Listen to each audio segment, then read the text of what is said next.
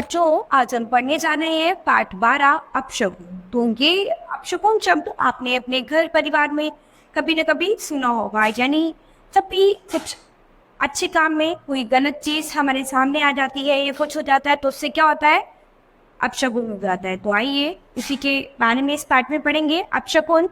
सुनील के दोनों बच्चे कमल और रीता जल्दी जल्दी स्कूल के लिए तैयार हो रहे थे। सुनील बार बार घड़ी देखकर परेशान हो रहा था। उसे बच्चों को स्कूटर पर बैठाकर स्कूल छोड़ने जाना था। वह बोला, जल्दी करो, वापस आकर मुझे भी तो ऑफिस के लिए तैयार होना है। कितने बार कहा कि रोज रात को सोने से पहले अपना बस्ता लगा लिया करो। तो क्या है, वो अपने बच्चों पे गुस्सा कर रहा है कि थोड़ा जल्दी जल्दी करो, मुझे तुम्हें जल्दी से छोड़ के आना है और फिर आने के बाद खुद भी तैयार होना है। कितनी बार कहा है रात को सोने से पहले अपना बैग लगा लिया करो। सॉरी सॉरी पापा, सॉरी पापा कहते हुए कमल और रीता आ गए। सुनील दोनों बच्चों को स्कूल छोड़कर वापस घर आया, नाश्ता किया, फिर अपना बैग उठाकर ऑफिस के लिए चल दिया। तभी रसोई में काम करने वाला नौकर रामू बड़ी जोर से चीखा। तो क्या था, जैसे ही वो अपने ऑफिस के लिए निकलने वाला था तो उसके रसोई में काम करने वाले नौकर ने क्या किया, चीख दिया। सुनील को तो देर हो रही थी, उसने रामू की चीख का ख्याल भी नहीं किया, पर वहां बैठी सुनील की बूढ़ी माँ ने टोक दिया, बेटा सुनील जरा रुक जा, कहीं जाते समय किसी का चीखना अपशकुन होता है।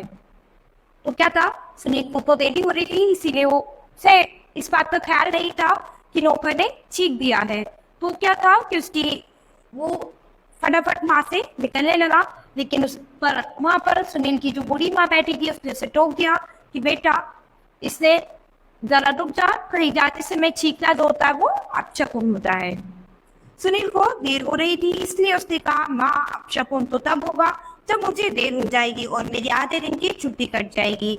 और वह घर से बाहर निकल गया। तो क्या था, सुनील को देरी हो रही थी, इसलिए उसने अपनी माँ से कहा कि अपशकुन तो तब होगा जब मुझे ऑफिस जाने में देरी हो जाएगी और मेरे आधे दिन की छुट्टी लग जाएगी। तो ये कहकर वो वहां से बाहर निकल गया।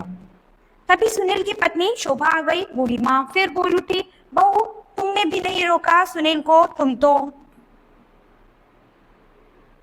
तुम तो पढ़ी लिखी हो, समझदार हो, शुभ अशुभ का मतलब समझती हो।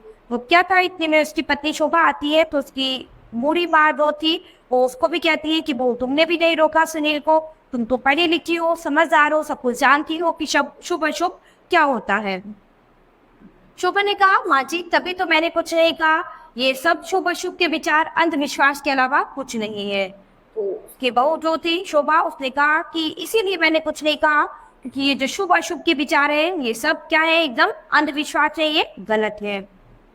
कैसे नहीं है, लोग ऐसे ही तो नहीं मानते आए हैं, बूढ़ी माँ ने फिर कहा।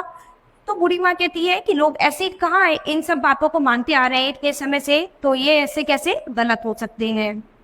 शाम को सुनील को वापस आने में कुछ देर हो गई। अक्सर ऐसा हो जाता है। शोभा सुनील के नाश्ता बना रही थी, कमल और रीता खेल कर आ गए थे। दादी माँ ने कमल से पूछा, कमल क्या समय हुआ है। दादी माँ, अभी 6:15 हुए हैं, रोज तो सुनील 6 बजे आ जाता था, आज अभी तक नहीं आया। दादी माँ ने कहा, पापा आते ही होंगे कि कल कमल पढ़ने के लिए चला गया। क्या था कि दादी माँ कहती है कि आज इतना समय हो गया सुनील अभी तक नहीं आया। तो क्या था, कमल कहता है कि आते ही होंगे पापा, और ये कहकर वो अपने पढ़ाई करने के लिए चला गया। लेकिन बूढ़ी माँ को चैन कहा था, वे बोली, मेरी तो कोई सुनता ही नहीं है, सब लोग इस घर में अपनी अपनी चाहते हैं कि दीवार का कि शुभ अशुभ का विचार कर लिया करो। अब बूढ़ी माँ क्या थी, वो फिर ऐसे ही बोलने लग जाती है कि मेरी इस घर में कोई सुनता ही नहीं है, मैंने कितनी बार कहा है कि शुभ अशुभ का विचार कर लिया करो। थोड़ी देर में सुनील लौटा, हाथ में बैग के अलावा मिठाई का डिब्बा भी था। दोनों बच्चे और शोभा उत्सुकता से उसके पास आए। सब लोग मिठाई खाओ, आज मेरी तनख्वाह 5,000 रुपए बढ़ गई। मिठाई का डिब्बा उसने शोभा को थमाया और आगे बढ़कर बूढ़ी माँ के पैर छुए। माँ ने खुश रहो, खूब तरक्की करो का आशीर्वाद दिया और चुप हो गई। तो क्या था, थोड़ी देर बाद सुनील घर लौटा, मिठाई का डब्बा उसके हाथ में था और क्या था, उसने मिठाई का डब्बा अपनी पत्नी शोभा के हाथ में दिया और कहा कि सब मिठाई खाओ, क्योंकि आज उसकी तनख्वाह जो थी 5,000 रुपए बढ़ गई थी। तो क्या था, फिर उसके बाद उसने अपनी माँ के पैर छुए, आशीर्वाद लिया। उसकी माँ ने उसे अच्छे से आशीर्वाद दिया, खुश रहो, खूब तरक्की करो। शोभा ने सबको मिठाई दी। सुनील भी हाथ मुंह धोकर नाश्ता करने बैठा। तब शोभा ने उसे माँ जी की सारी बातें बताई। अमन और रीता दोनों हंसने लगे कि ठीक तो आज शुभ शकुन बन गई। पापा की तरक्की जो हुई है वो क्या था कि थोड़ी देर बाद शोभा जो थी अपने पति सुनील को सब कुछ बताती है और बच्चे भी वहीं बैठकर सुनते हैं। तो दोनों बच्चे हंसने लगे कि आज तो शेख जो थी वो शुभ शकुन बन गई, यानी अशुभ की जगह शुभ शकुन बन गई कि पापा की तनख्वाह बढ़ गई है। लेकिन सुनील ने इस बात को यूं ही नहीं खत्म होने दिया। उसने कमल और रीता से पूछा, अच्छा बताओ चीख क्यों आती है?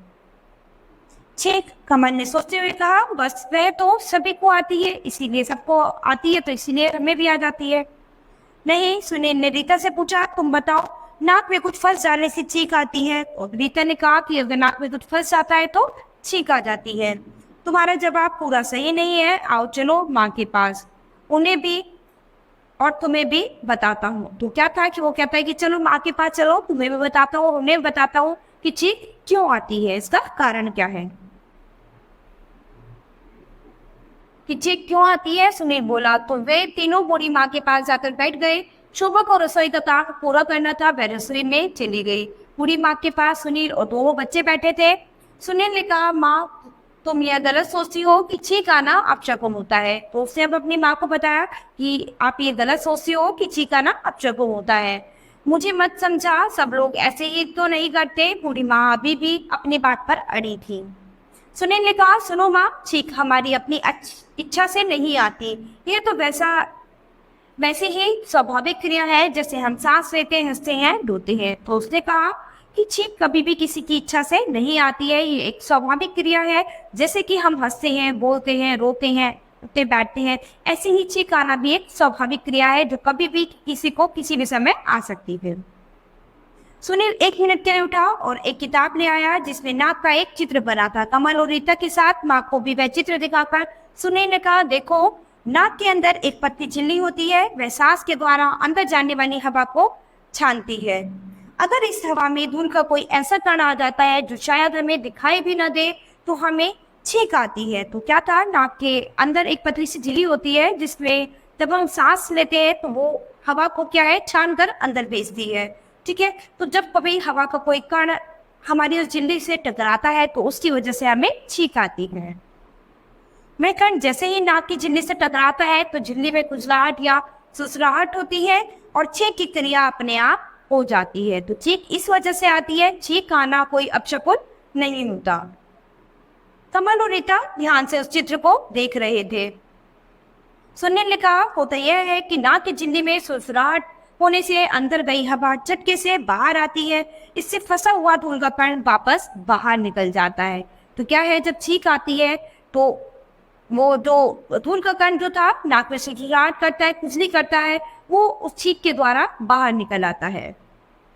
इसी बीच शोभा ने रसोई में चौंक लगाई। उसके बाद सुनील, कमल और रीता तीनों को लगभग एक साथ ही छींकें आ गई। छींकें रोकने पर तीनों को फंसे। सुनील बोला, पापा इस बार तो छींक किसी और कारण से आई है। अब सुनील कहता है कि इस बार तो छींक किसी और वजह से आई है क्योंकि उसकी मम्मी अंदर छोंक लगा रही थी। हाँ, तुम्हारी माँ ने जिन चीजों से छोंक लगाई है उनके गुण उस हवा में आए जिसे हमने सांस के द्वारा खींचा। उस हवा से नाक के झिल्ली में खुजलाहट या फिर सुसराहट हुई और छींक आ गई। इसी तरह जब हम उस जगह से गुजरते हैं जहाँ मिर्च की बोरियां रखी हो या जब हम मिर्च का पाउडर तोलने वाले के बिल्कुल पास खड़े होते हैं तो हमें छींक आ जाती है। तो क्या है, मिर्च के या फिर मसालों के जो कण है वो तो हवा में मिलकर वो हमारी नाक में जाते हैं और वो कण जो है वो हमारी नाक की झिल्ली से टकराते हैं, तो उस वजह से हमें छींक आ जाती है। कारण वही है कि हवा में मिर्च के अदृश्य कण आकर हमारी नाक की झिल्ली से टकराते हैं। और पापा, जुकाम होने पर भी तो छींक आती है? रीता ने पूछा। जुकाम में नाक की झिल्ली में हल्की सूजन आ जाती है, तब सांस द्वारा जाने वाली हवा उससे रगड़ जाती है। साथ ही अंदर से आने वाला पानी भी झिल्ली में सुसराहट पैदा करता है, इसलिए छींक आती है। तो उसके पापा ने उसको बताया कि जुकाम में नाक की झिल्ली में जो है वो हल्की सी सूजन आ जाती है, जिसकी वजह से जब भी वो सांस के द्वारा जो भी वायु अंदर जाती है तो वो उसमें रगड़ती हुई जाती है, इसी वजह से बार बार छींकें आती है। और साथ ही साथ अंदर से आने वाला पानी भी झिल्ली में ससुराहट पैदा करता है, इसी वजह से ज्यादा छींकें आती हैं। कमल ने दादी माँ को हिलाकर पूछा, समझ गई दादी माँ? मुझे नहीं समझना। कमल का हाथ झटक कर दादी माँ ने कहा, तुम ही समझो इन उलझुल बातों को। तो उसके दादी माँ ने हाथ झटक कर उसका कहा कि मुझे नहीं समझना है इन उलझुल बातों, इन बेकार की बातों को तुम ही समझो। मैं तो यही मानती हूँ कि छींक आना अपशकुन होता है। सुनील और दोनों बच्चे हंसने लगे। तो क्या था, वो सुनील और उसके दोनों बच्चे हंसने लगे कि दादी माँ कितने अंधविश्वास में विश्वास करती है कि छींक आने से क्या होता है कि अपशकुन होता है। ये ऐसा कुछ भी नहीं होता, ये सब एक अंधविश्वास है जो कि गलत है। छींकना या फिर जुकाम होना, तो ये क्या है, ये हमारी नाक की झिल्ली पे क्या होता है, हवा जब हम सांस के द्वारा हम हवा अंदर लेते हैं तो कोई धूल का कण उस झिल्ली से टकराता है जिसकी वजह से छींक आती है। तो ये कोई भी अपशकुन नहीं होता। बच्चों, इस पाठ में हमने यही पढ़ा है। अब ये हमारा पाठ यही खत्म होता है। अब हम अपनी नई क्लास में मिलेंगे अपने नए पाठ के साथ। धन्यवाद।